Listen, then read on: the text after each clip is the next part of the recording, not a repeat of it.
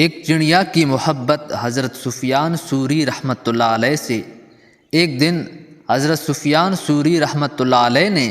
بازار میں ایک چڑیا کو پنجرے میں تڑپتا دیکھ کر خرید لیا اور اس کو آزاد کر دیا۔ چڑیا اڑ گئی، لیکن اپنے ہم جنسوں کی طرح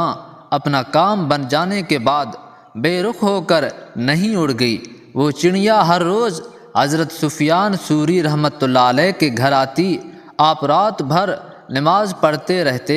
اور وہ دیکھتی رہتی، اور کبھی کبھی آپ کے جسم مبارک پر بیٹھ جاتی، یہاں تک کہ اس محبت آمیز سلوک کو ایک عرصہ گزر گیا اور حضرت سفیان ثوری رحمۃ اللہ علیہ دنیا سے رخصت ہوئے اور آپ کا جنازہ اٹھا۔ وہ چڑیا نہایت بے قراری کے ساتھ اپنی زبان میں فریاد کرتی تھی اور بار بار جنازے پر لوٹتی تھی، اور لوگ یہ حال دیکھ کر ہائے ہائے کر کے روتے تھے۔ جب آپ کو دفن کیا گیا تو وہ معصوم چڑیا اپنے آپ کو قبر کی خاک پر بار بار پٹکتی، یہاں تک کہ قبر سے آواز آئی کہ حق تعالی نے سفیان کو بخش دیا، اس شفقت و محبت کی برکت سے جو مخلوق کے حال پر فرماتے تھے۔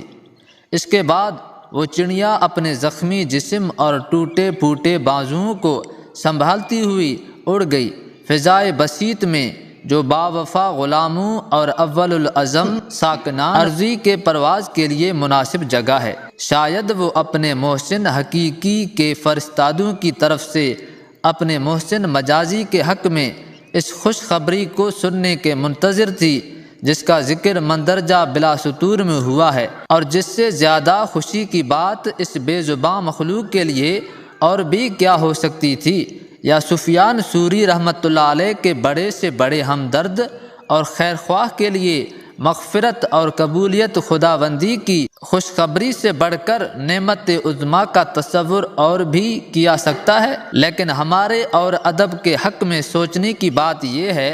کہ ایک معمولی سی چڑیا کے دل میں اپنی آزادی اور بے بسی سے چھٹکارے کی اتنی بڑی قیمت ہے کہ زندگی بھر اپنے نجات و دہندہ پر نچھاور رہی، اس کی دید و شنید کے لیے شب و روز پلکیں بچھائی رہی۔ آفرین ہے اس ننھی سی ناسمجھ جان پر کہ اپنے محبوب کے موت کے بعد بھی خود کو اس کی میت اور قبر پر تصدق کرتی رہی۔ ایک حقیر مخلوق کو شعور و جدان اور احساس مروت کا اتنا بڑا خزانہ،